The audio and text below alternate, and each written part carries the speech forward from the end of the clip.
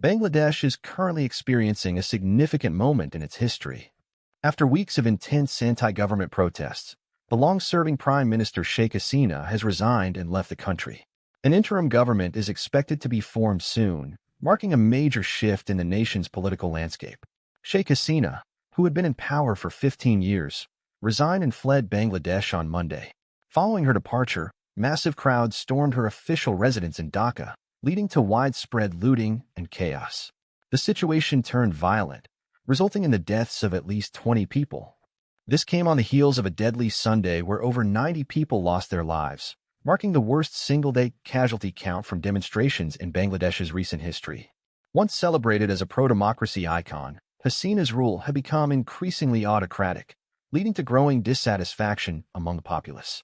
She is currently in India, but it is unclear if she plans to remain there or move elsewhere.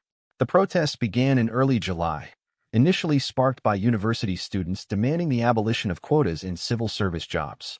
These quotas reserved a third of the jobs for relatives of veterans from Bangladesh's war for independence from Pakistan in 1971. The students argued that this system was discriminatory and needed to be reformed. Although their demands were partially met, the movement quickly evolved into a broader anti-government protest, drawing support from various segments of society. Dr. Samina Lutfa, an assistant professor of sociology at the University of Dhaka, noted that the movement had expanded beyond students, with people from all walks of life joining the protests. As the unrest grew, clashes between protesters and police became more frequent, resulting in over 300 deaths. Media and protesters accused the police of excessive violence, while the government maintained that officers only used force in self-defense or to protect state property. The discontent in Bangladesh had been simmering for a long time. Despite being one of the fastest-growing economies in the world, the benefits of this growth had not reached many university graduates.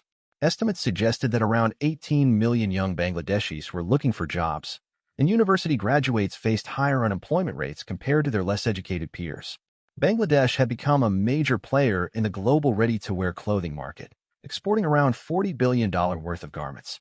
This sector employed over 4 million people, many of them women.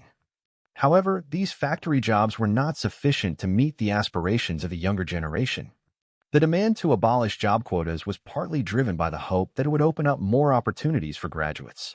Even after the top court scrapped the job quotas, the protests continued and expanded beyond student grievances. The government's harsh crackdown only fueled further anger.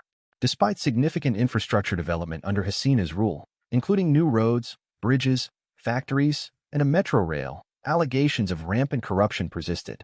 Per capita income had tripled in the last decade, and over 25 million people were lifted out of poverty, but many felt that the economic growth primarily benefited those close to Hasina's Awami League. Dr. Lutfa highlighted the widespread corruption, especially among those close to the ruling party. Social media discussions in Bangladesh were dominated by corruption allegations against former top officials, including a former army chief, ex-police chief, senior tax officers, and state recruitment officials. The Anti-Corruption Commission began investigating former police chief Benazir Ahmed, once seen as a close ally of Hasina, for amassing millions of dollars. Ahmed denied the allegations, but such revelations did not escape the notice of ordinary Bangladeshis, who were already struggling with rising living costs. Rights activists also point out that democratic space had shrunk under Hasina's rule. The government was accused of stifling dissent, silencing media and critics, and jailing or disappearing its opponents. Ministers denied these charges, but the anger against the government had been accumulating for a long time. According to Dr. Lutfa, people resorted to protests because they felt they had no other recourse. The future of Bangladesh remains uncertain. Sheikh Hasina's long tenure, although contentious, brought a level of stability and economic growth to the country. However, her sudden resignation has created a political vacuum.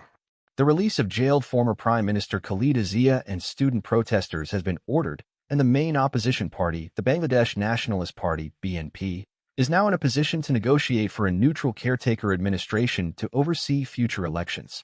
Political parties and protest leaders began talks on Monday, with international governments calling for a peaceful and democratic transition of power.